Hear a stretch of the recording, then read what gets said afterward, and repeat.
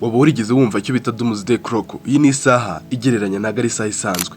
Iyi ngiyi rero ni isaha igaragaza uko isi yegereje akaga gakomeye gashobora no kuyisenya burundu. Iyi saha aha ifite ahantu hariho saa sita z'ijoro, bivuze ko izo saa sita z'ijoro ari iherezo rikomeye ry'isi. Nyine iyo saa iramutse igeze saa sita z'ijoro, bayishyize saa sita z'ijoro, baba bari kugaragaza ko isi iri kugenda ijya mu kaga gakomeye cyane.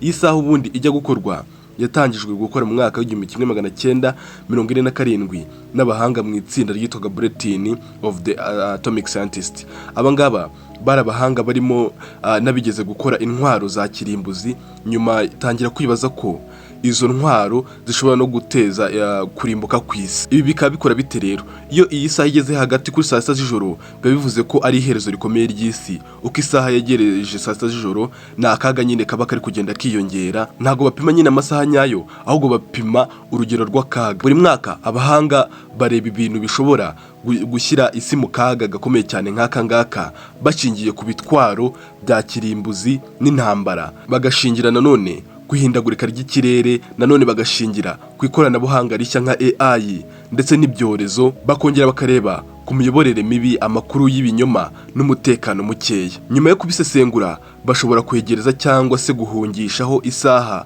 kugira ngo igere ku saa sita z'ijoro. Iyi Doomsday Clock igihari n'ubundi guhera mu myaka w'1947 yari iri ku minota 7, igenda ihinduka mu 1933 igera ku minota 12, hari n'igihe igeze kuzamuka yongera igihe igera ku 1991 igera ku minota 17.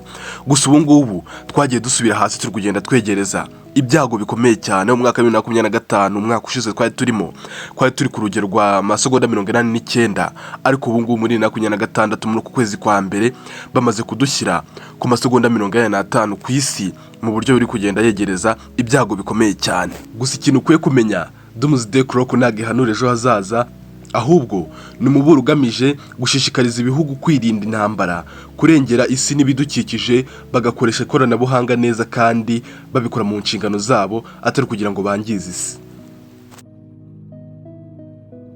Nkuko nagiye mbikubwira, dusanga akaga gakomeye kurusha ayandi maga yose ari intwaro za kirimbuzi. Ubu ku isi hari ibihumbi by'intwaro za kirimbuzi, zimwe ziteguye kuraswa mu minota mike cyane.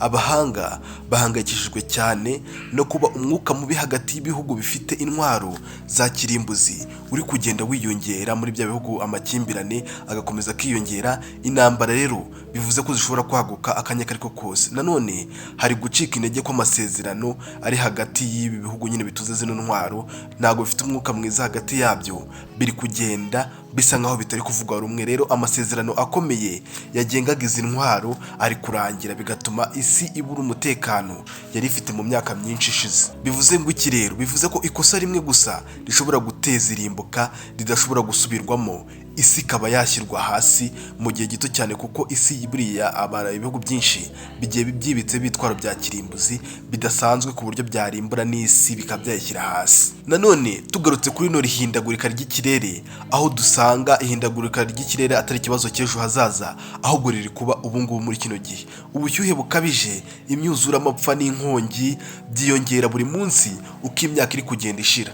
Buriya abahanga bavuga ko ingamba zo kugabanya imyuka ihumanya zigenda buhoro cyane cyane, kubera ko ihindagurika ry'ikirere rishobora ubundi guteza inzara, guteza intambara zishingiye ku mutungo, gutuma abantu babarirwa mu mamiliyoni bava mu byabo bagateseka bakagenda, kubera ryahinduka ry'ikirere ryateje inzara, kubera kwa kundi hakaza amapfa, ibihingwa n'ibyere, ibiki byose n'ibyere, bitewe na ya myuka yagiye ihumanya ibirere, igatuma iteza izanzara, igatuma habaho intambara, kubera bari kurwanira imitungo, ibintu basigaye bafite mu myaka, amastoke yabaye makeya bitewe na ryahinduka ry'ikirere. Kandi nanone riva ku ikiremwamuntu aricyo kibyiyangiriza. Ibi byose bituma isi irushaho kudatekana. Twongeye nanone kugaruka gakeya ku ikoranabuhanga. Ku nshuro ya mbere mu mateka, artificial intelligence cyangwa se AI iri mu byitabwaho cyane na Doomsday Clock. Doomsday Clock ubu ngubu yatangiye nanone kureba cyane kuri no koranabuhanga rya AI, aho itari kurikeka neza, iri kurikemanga cyane, iri kurikeka bibi cyane. Kuki rero? Kuko iri koranabuhanga riri gutera imbere cyane ku muvuduko urenze mu mategeko n'indangagaciro byose uri kugenda usa nkaho ugenda ubigenzura. Abahanga bahangayikishijwe n'uko AI ikoreshwa mu byemezo bya gisirikare, usanga ifata imyanzuro mu ntwaro zigenda zigira ubwigenge kwa kundi ibitwaro bya kirimbuzi, ugasanga ni AI iri kubikontorora aribyo byikoresha, bagashyiramo nka system hagati nihaba ikintu runaka n'iki ngiki ibisasu byigikoresha bizirashisha. Nanone ikaba yakontorora amakuru, ikaba yatanga n'amakuru y'ibinyoma bigakwirakwizwa ku isi hose, kandi uko bikwirakwira ku isi niko nyine usanga amakuru atari meza, atari n'ingenzi, ari kugenda asakara kandi bitari byiza. Rero iyo imashini zitangiye kugira uruhare mu byemezo by'ubuzima n'urupfu, ikosa rito rishobora guteza ibyago bikomeye cyane. Ugasanga nk'uko nakubwiraga harimo nanone ibyorezo. Ikindi kintu gihangayikishije isi nyine giteje n'ibyago bikomeye cyane bishingiye ku buzima, iterambere mu buvuzi no mu ikoranabuhanga ry'ibinyabuzima rishobora gufasha isi, ariko rishobora nanone gukoreshwa nabi kwa kundi usanga amalaboratoire harimo abantu benshi bagenda bakora ubushakashatsi, ugasanga bavumbuye ibintu bizabica cyangwa se bizanatuma bibatera indwara zikomeye cyane. Isi nanone ikaba igifite intege nke mu kwitegura ibyorezo bishya no kuba yabirwanya, kuba yashyiraho ingamba zikomeye cyane, kuko usanga niyo icyorezo kije gihungabanya isi kikayiteza ikibazo gikomeye cyane, kuko ntago baragira ingamba zikomeye cyane zo kuba bakirinda ibi byorezo nyine. Kandi nanone usanga ku rundi ruhare ari nabo babyiteza. Ugasanga nanone mu cyo nakwita nk'imiyoborere, ugasanga hari imiyoborere itari myiza, itari mu buryo buboneye. Ugasanga ikintu giteye impungenge nanone hano cyane kurusha ibindi ni imyitwarire y'abantu.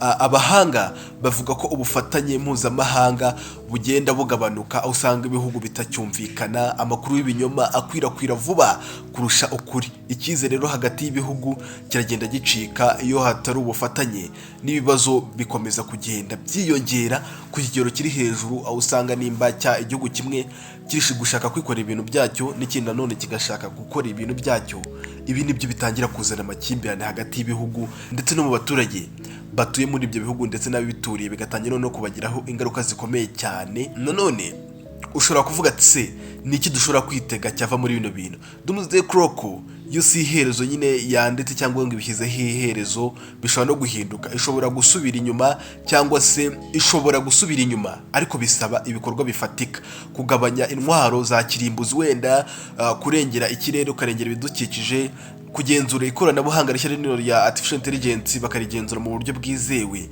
no kongera kubaka icyizere ku isi nyine, abantu bagakomeza bagakundana. Ibi byagabanya Doomsday ikongera ikigira inyuma kugira ngo isatire midnight hagana saa 6 z'ijoro, nk'uko igenda ibara n'ubundi bara mu gihe cy'isaha imwe. Iyi saha rero ubundi ukuntu ikora imeze nk'aho ari ubutumwa, amasegonda 85 asigaye ni umuburo, ntago ari iherezo nyine kuvuga ati wenda isi yacu turangirireho, kuko byagiye kuba bibi cyane, kuko dukurikije ibihe byahise byari bimeze neza, ariko ubu ngubu byabaye bibi cyane, aho usanga none twagabanyutse amasegonda 5 yose. Ibi rero ntago ari ikibazo nyine wavuga ngo ni ikibazo cyatuma uhita wiheba, ahubwo washaka uburyo wabihindura cyangwa se twabirwanya gute. Iki kibazo gisigaye ari kimwe gusa, ese ibi ngibi isi izabyumva cyangwa se izabikoraho iki kugira ngo irebe ko byahinduka? Niba utarakora subscribe kuri YouTube channel yanyu Shafi Entertainment, wasigaye gikore hakiri kare kugira ngo ibintu nk'ibi ngibi by'ubwenge nkuko mbikubwira bijye kugeraho ku gihe.